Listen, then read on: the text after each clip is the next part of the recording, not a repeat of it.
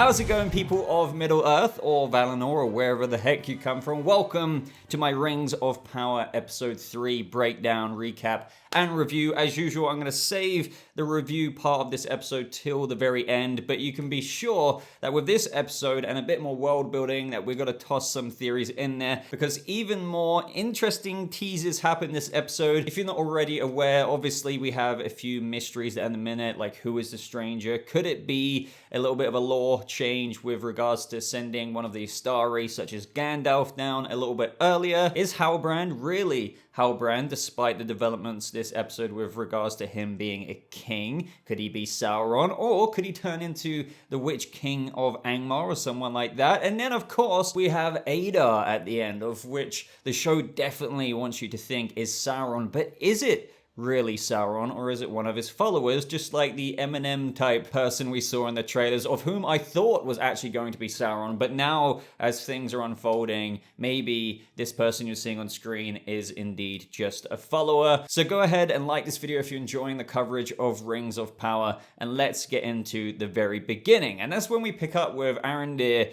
and obviously in the last episode he was captured by the Orcs in the southern lands, and they are essentially putting the elves and the humans of that town to work. Even at the very beginning of this, I was super intrigued with how one of the orcs was talking about how, you know, they already had sun duty and they didn't want to go out there because obviously the sun burns them like freaking vampires. But if Adar wills it, for Adar then, but not for you. So this one particular orc was willing to do that job that day for the higher power, the higher character that we got teased at the very end of the episode. And trust me, I just want to jump straight to talking about that. We also have Arondir's fellow watchmen, the other elves who were posted on that watchtower with him, but more on this in a little bit. Meanwhile, we pick up with Galadriel waking up on the boat that found them, and this is a Numenorean boat, and we have Elendil on board. Not quite the character just yet that he will be. She's wondering where the heck they're going, and he's like, we're going home,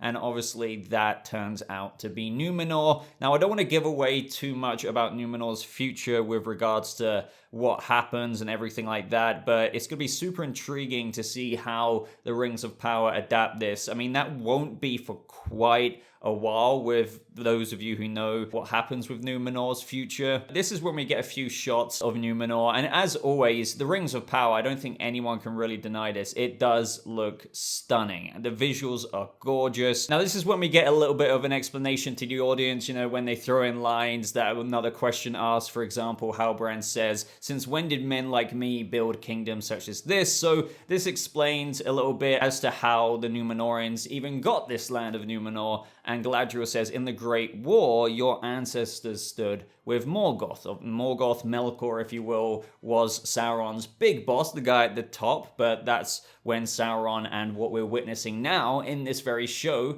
becomes his successor, and there's a long-standing plan to taking over, which is a big part of the fun mystery that we're watching unfold. She continues to say that these particular men on Numenor, stood with the elves, and as a reward, the Valar granted them this island, which has changed much since then. And she says that she feels quite a bit of sorrow because once, when Numenor was first coming about, if you will, elves went quite freely from these shores. They shared gifts, they shared knowledge, but now things seem to have very much so changed. They basically don't really want much to do with elves, and throughout this episode, you get certain reactions, stares, especially at Galadriel. Halbrand is like, you know, everyone's like, okay, there's a man, but he's not quite like those on Numenor. But when it comes to the elf, especially what was teased by the Queen Regent later on at the very end of the episode, the elf has arrived, or whatever the line was, seems to be a part of a prophecy, and that's why they're all kind of very wary about her, because it's as though they foresaw her coming. And I do think that this could possibly have to do with maybe they have a prophecy of the future of Numenor. And those of you who know, again, what happens to Numenor, maybe they've got some kind of ambiguous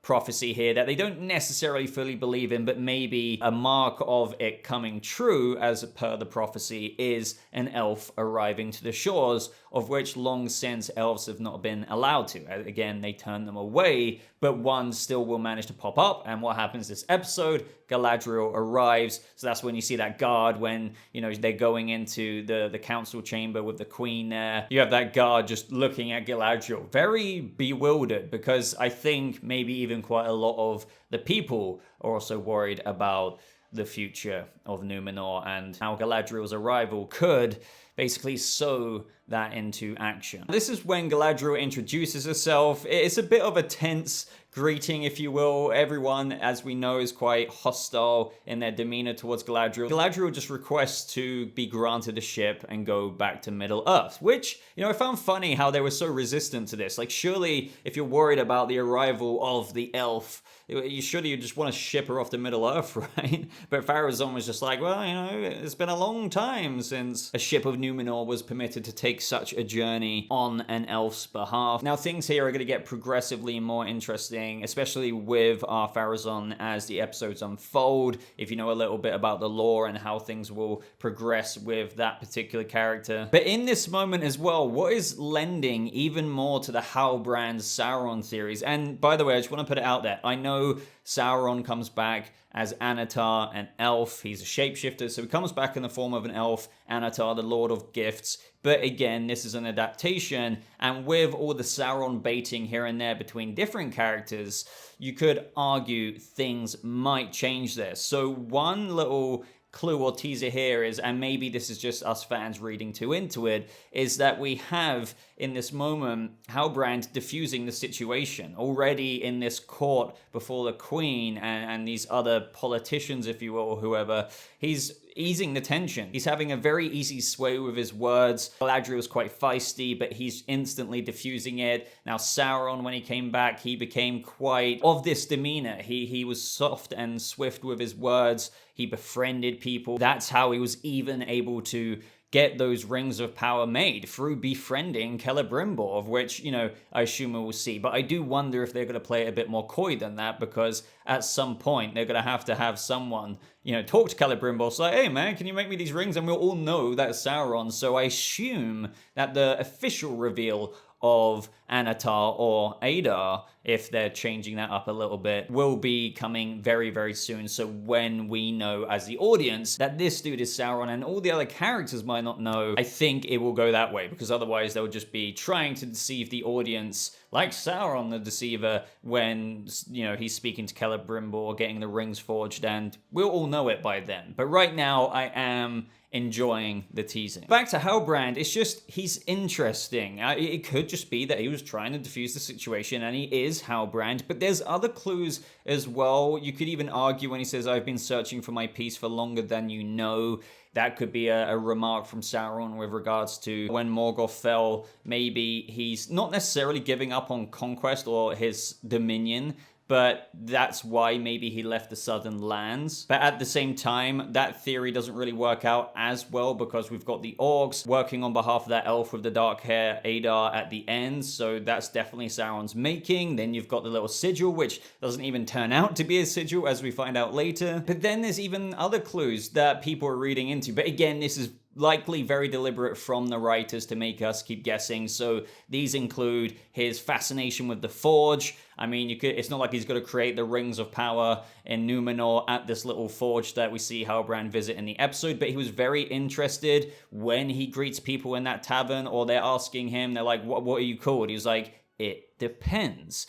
And again, likely just a misdirect, but it depends on how close you are to me, inferring that he has multiple names. So obviously his name's Halbrand, but that could be a little teaser for Sauron is one name, Anatar, the Lord of Gifts, is another name. So you get why people are reading into this. With regards to this whole theory of this adaptation of Anatar, the Lord of Gifts, well, he brought people drinks at the tavern. That's technically a gift, but he also gave Galadriel's dagger back to her. Technically, you could say that's a gift, but once again, to repeat myself once more, likely just misdirects, and probably me and other fans reading way too into it. Also though, in the second episode, he did say when Galadriel was coming aboard the raft, when they were worried about if she could be a danger, he said, looks can be deceiving. Would Sauron the Deceiver say that? But again, a little bit too on the nose. He probably just is a king who needs to unite his people, shying away from that responsibility, as Galadriel is teasing later on when he's locked up after getting into a bit of a tavern brawl, kind of, outside, after stealing that guild sigil because he wants to work in the forge or whatever. But I would love to know your thoughts on this, because even though it seems that Adar at the end is obviously Sauron, seems a bit too obvious. Now, amongst all of this Numenor plot this episode, we have Miriel, the queen, ask about Elendil. They talk about how he has a son, which is when we get introduced to Isildur, the very man who one day goes on to cut the very finger off that the One Ring was seated on Sauron, and obviously Elendil is in that battle. We get to meet him and his sister. He's got like an upcoming sea trial of which he wants to maybe defer from a year, like his brother, of which they don't really mention or talk too much about, but Elendil isn't too happy to hear this a little bit later on in the episode, even though his daughter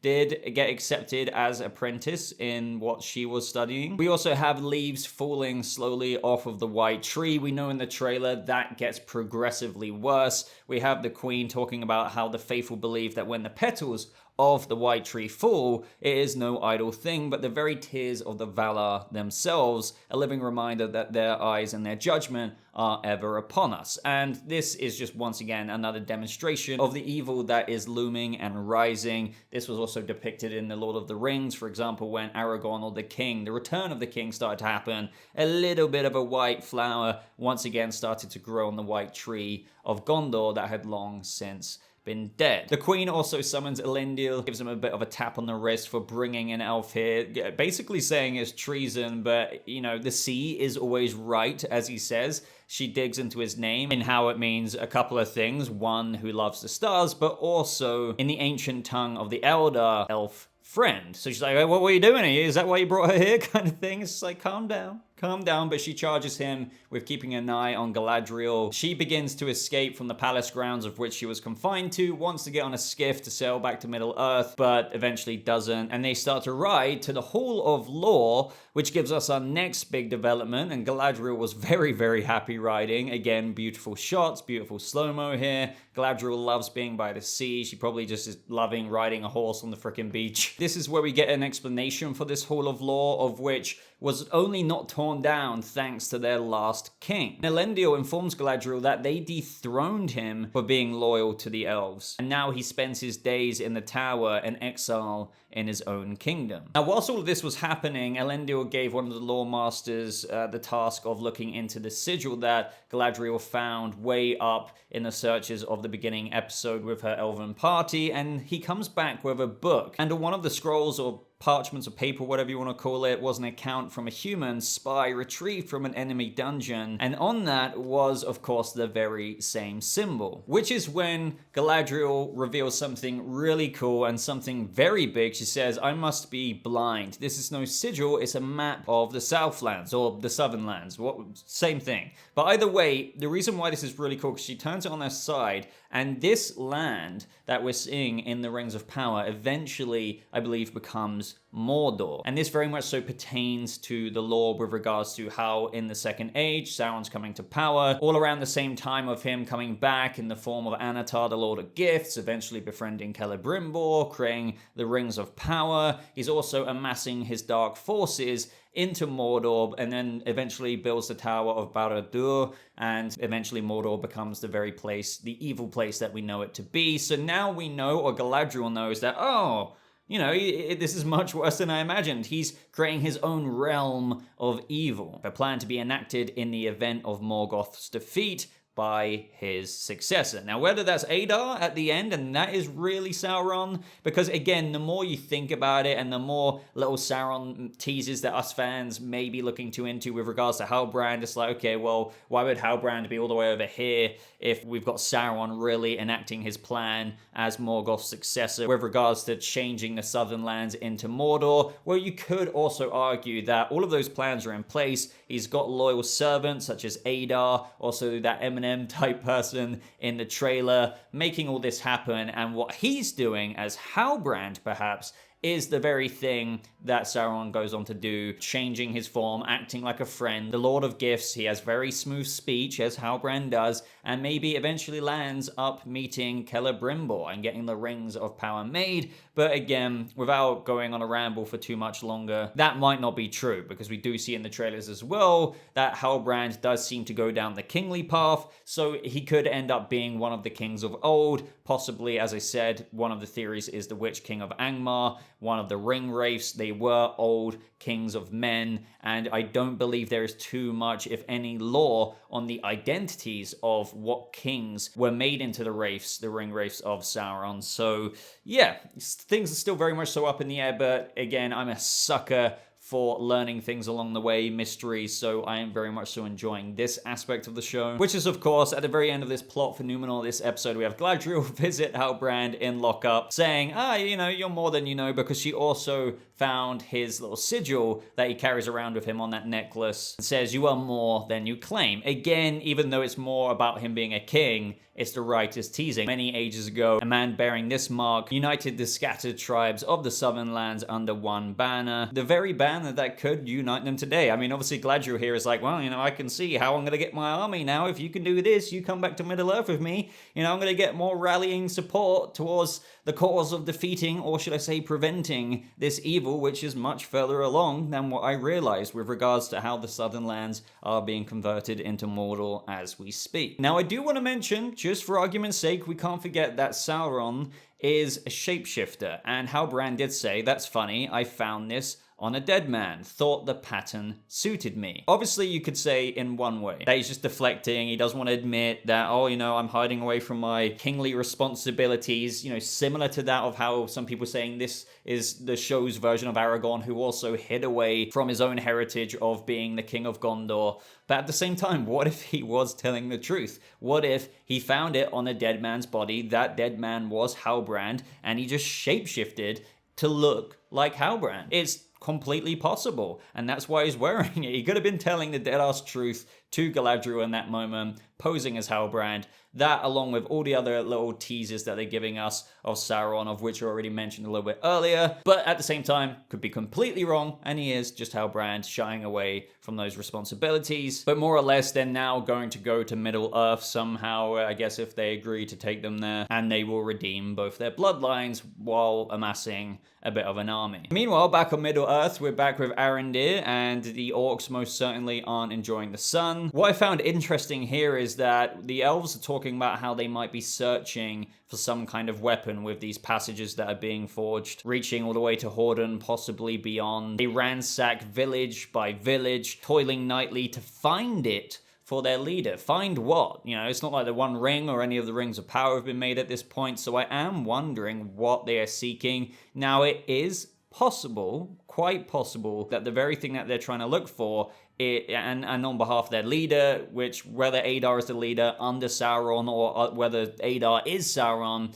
maybe the very thing they're looking for is that blade that Theo, Bronwyn's son, had taken. It had the same mark on it. I assumed that it was a blade from the battle against Morgoth many ages ago. Those same people who lived there, the men who made that blood oath with supporting Morgoth. But maybe that blade is a lot more important than what I realized. I don't know why they specifically need that blade. Maybe it has some magical properties that could help terraform the Southern Lands into Mordor. I don't know. But if they're searching for something, and we've already been shown something pretty shady, it's surely that blade. We also have that elven commander, I believe his name was like Hano or Hano, I can't remember. But either way, he starts speaking that he's overheard the orcs speak of a near worship, even reverence, if orcs were capable of such a thing. It seems that Morgoth has a successor. And they talk of Adar, that very character we see at the end, and they ask why they would refer to their leader by an elvish word, which is when he says Sauron was said to have many names in the days of old, perhaps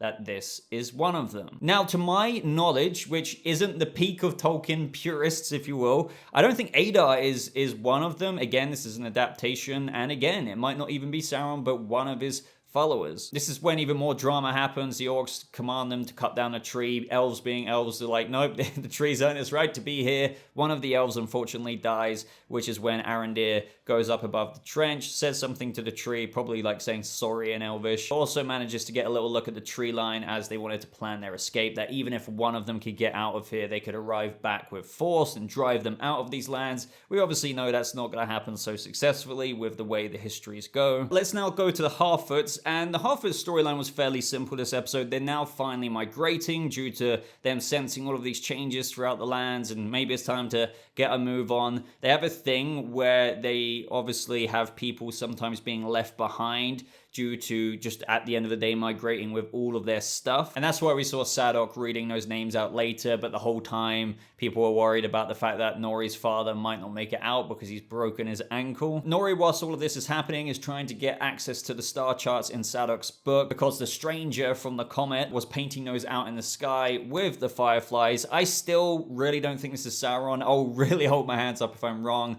I do think it is likely Gandalf coming down in the Second Age. I know the Astari don't get sent down to the Third Age, but hey, they could be making a change here. There are seeds being sown for this with regards to Gandalf's future relationship with hobbits and how, oh, the stranger is now becoming friend and, friendly with Harfoot's, Hobbit's ancestors. So it could be something like that. Some people are thinking, what if it's Radagast? I mean, it could be, but it seems more fitting that if this is one of the Astari, one of the wizards, that the very one who lands next to Harfoot's and how Gandalf is friends with hobbits, that it would be Gandalf. Now, Gandalf, being a bit of a dum-dum, like a newborn baby in a very tall man's body, sets fire to his little star chart there, which catches the attention of all the hobbits. All the hobbits are a bit bitchy about Nori because they're very untrusting of outsiders. She broke the laws, but at the same time, Sadok forgives her. And this part was fairly predictable with regards to how it would end up being Gandalf. I mean, I want to keep calling him Gandalf, but the stranger, if you will,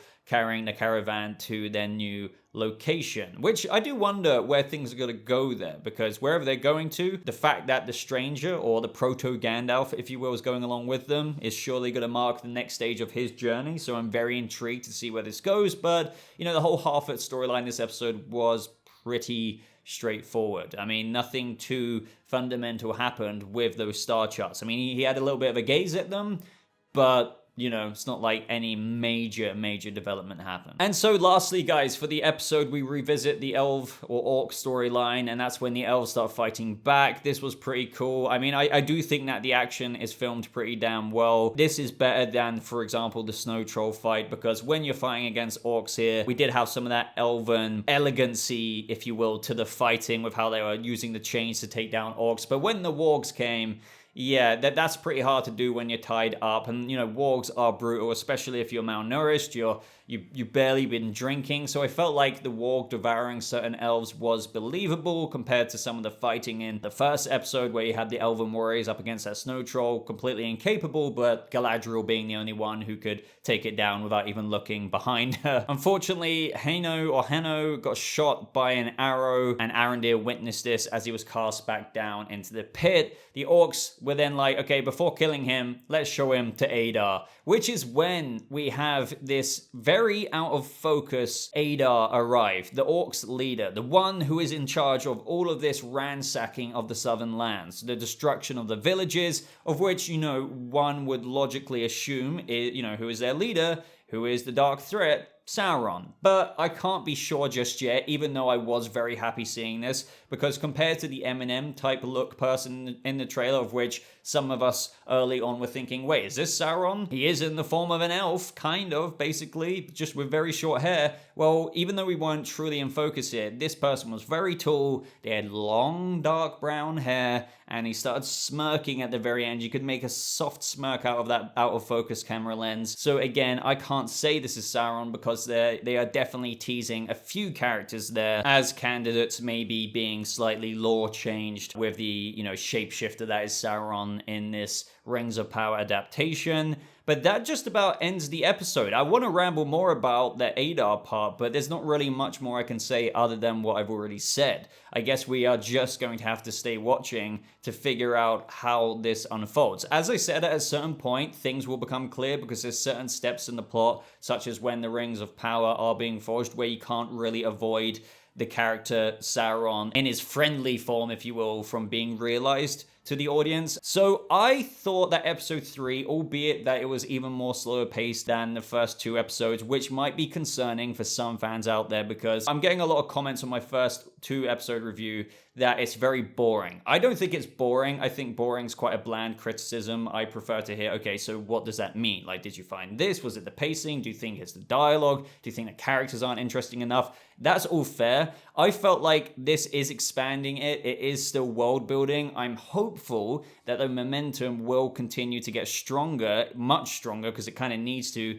in the episodes to come. But with such an expansive story, I understand why it's being a little bit slower. But outside of that criticism, because it is quite slow, I personally am still enjoying the ride. I quite like Halbrand. I'm very intrigued. Maybe it's just my fan-based bias of, okay, I want to know what's going on with the dark plotline here. Intrigued with the mystery aspect. That is quite engrossing for me. Galadriel, I think there needs to be a little bit more oomph to her. Hopefully, I think that will show to the audience in the episodes to come when they go back to Middle-earth and start really ramping up that momentum, as I said. But all in all, I didn't think this episode was that bad. I don't think it was the best episode. It wasn't terrible or anything like that, but it just wasn't like peak, oh my god, this has made the Rings of Power prove everyone's doubt about it wrong. I definitely can't say that, but I don't find many quarrels or some of the typical criticisms that a lot of people are spewing towards the show in the first couple of episodes apply so much to this one, other than that of it being a bit slow